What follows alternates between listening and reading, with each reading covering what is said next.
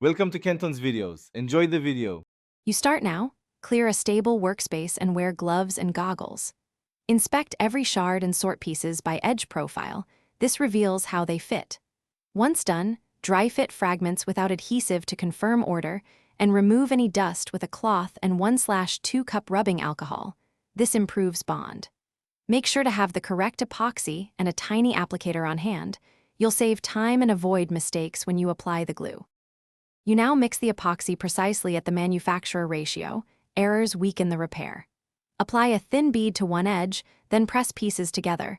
Hold firm for 60 to 90 seconds so initial set begins.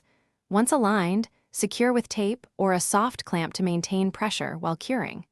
Clean excess epoxy quickly with a solvent-soaked cloth to avoid permanent residue. Keep pieces level and check seams. Controlling squeeze-out makes sanding and finishing much easier later.